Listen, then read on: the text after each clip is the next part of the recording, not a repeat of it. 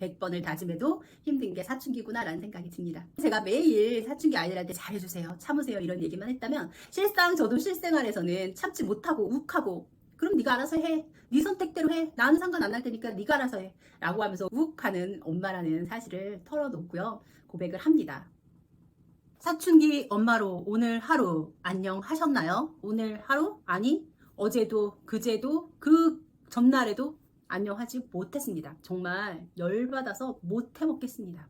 오늘은 열받은 사춘기 엄마의 하소연 좀 들어보시겠어요? 그게 말이에요, 제가 채널에서 매일매일 사춘기에 대해서 공부를 해서 사춘기가 힘듭니다, 아이가 더 힘드니까 이해하셔야 돼요, 엄마가 어른이니까 참으셔야 돼요, 어른이니까 넓은 마음으로 이해하시고 유머를 가지세요, 맨날 이렇게 떠들잖아요. 실제 제 생활에서도 그게 잘 이루어지면 얼마나 좋겠어요. 그런데 전혀 그렇지가 못하다는 거죠. 오늘은 사춘기 아이 때문에 열받은 이야기 함께 나눠보려고 합니다. 저희 아이만 그런 거는 아닐 텐데요. 대개 사춘기 아이는 지금 엄마를 얼마나 열받게 하고 있나요? 사춘기 아이 뭐가 힘드냐고 하면은요, 첫 번째, 비위 맞추기가 너무 힘들어요. 당신은 노하기 위해 태어난 사람, 제 말에 사사건건 아니 반대하기 위해서 태어난 아이가 아닌가 라는 생각이 들 정도입니다. 제가 며칠 전에 아이 안경을 바꾸러 안경점에 갔어요. 아이가 뿔테 이런 강한 펜은 하나도 어울리질 않더라고요. 그래서 그냥 금색이나 핑크색 같이 얼굴에 잘 묻어나는 그런 안경이 어울리는데요, 그날따라 유독 검은 테 안경에 필이 꽂힌 거예요. 그래서 검은 테를 하겠다는 겁니다. 제가 검은색은 좀 이라고 했어요. 그런데 검은색만 보더라고요. 아니 뭐 제 얘기가 검은색은 좀이라고 했으니까 내 얘기를 100% 따라야 된다는 얘기는 아니었고요. 그냥 아이가 써서 이렇게 안경을 보여줬을 때 검은색은 안 어울린다고 객관적으로 얘기를 해준 거예요. 그런데 유독 검은색만 계속 쓰는 거예요. 그러더니 이제 검은색으로 확정을 지은 거죠. 크기 차례가 왔습니다. 얼굴에 큰 사이즈, 맞는 사이즈 뭐 이런 게 있었어요. 하나를 딱 써가지고 이렇게 보는데 어때? 라고 물어보더라고요. 그래서 사이즈가 너한테 조금 큰 것 같아 라고 얘기를 했더니 아니라는 거예요, 부득부득. 그래서 이제 점원분한테 물어봤어요. 그랬더니 약간 크긴 한데 괜찮다고 얘기를 하더라고요.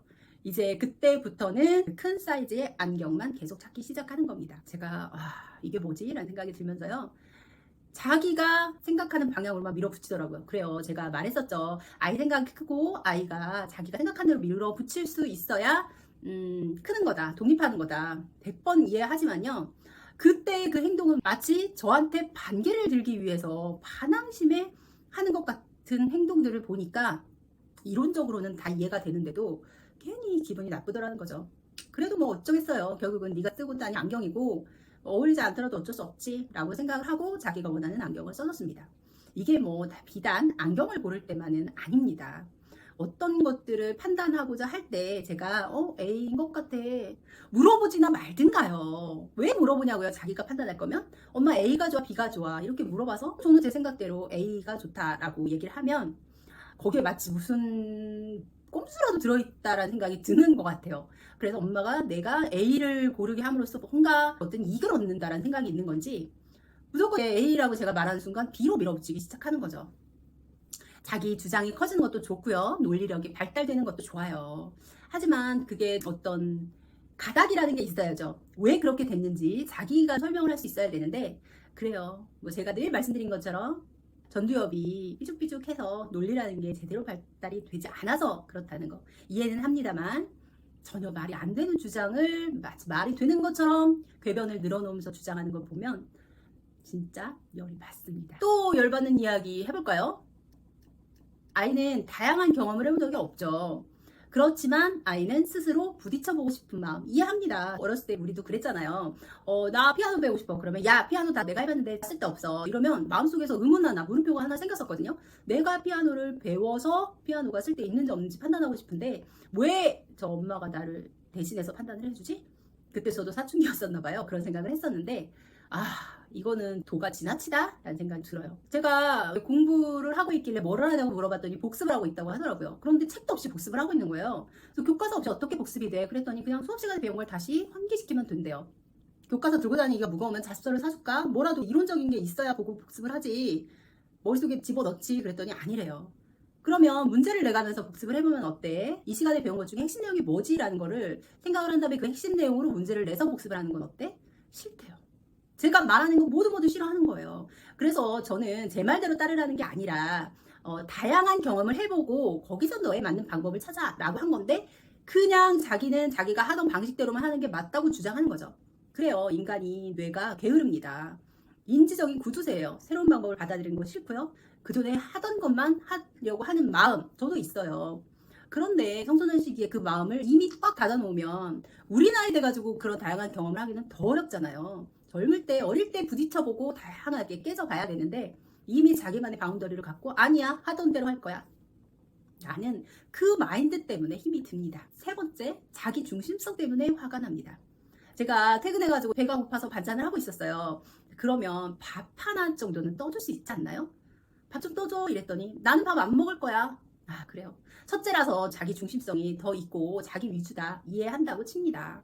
그런데 엄마를 위해서 밥 하나 정도는 떠올 수 있지 않나요? 자기가 배고프지 않아서 자기 지금 먹지 않을 거니까 밥을 뜨지 않을 거라는. 둘째들은 다르잖아요. 둘째들은 글쎄요 사춘기가 되면 어떻게 다를지 모르겠지만 엄마 내가 해줄게 내가 도와줄게 이렇게 하는 거하고 정말 다르더라고요. 그래서 내가 이 아이를 정말 제대로 키운 건가 그런 고민이 들 정도로 욱하고 올라오는 일들이 있습니다. 이 일뿐만이 아니고요. 매일매일 정말 궁시렁궁시렁 할 만한 일들이 생기는 것 같아요. 핸드폰만 손에 쥐었다 하면 몇 시간이고 핸드폰을 손에서 놓지를 않고요. 뭐 음악에 심취해서 또 이어폰을 꽂았다 하면 대화 단절은 금방 시작이 됩니다.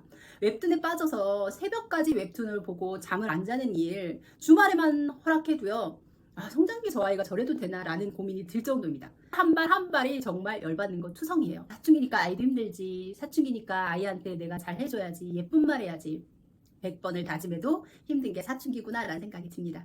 오늘은 제가 매일 사춘기 아이들한테 잘해주세요 참으세요 이런 얘기만 했다면 실상 저도 실생활에서는 참지 못하고 욱하고 그럼 네가 알아서 해 네 선택대로 해 나는 상관 안 할 테니까 네가 알아서 해 라고 하면서 욱하는 엄마라는 사실을 털어놓고요 고백을 합니다.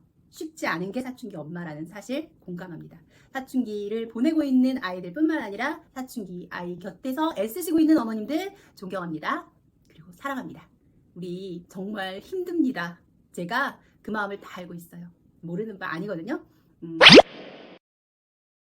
서로 힘들 때는 이렇게 정말 열받네 얘기하면서요. 조금씩 풀어내면서 그렇게 사춘기 아이 함께 키워보자고요. 오늘은 사춘기 아이 때문에 열받는 이야기였습니다. 댓글로 같이 남겨주세요. 이야기하면서 풀어내자고요. 중학탐구 생활입니다.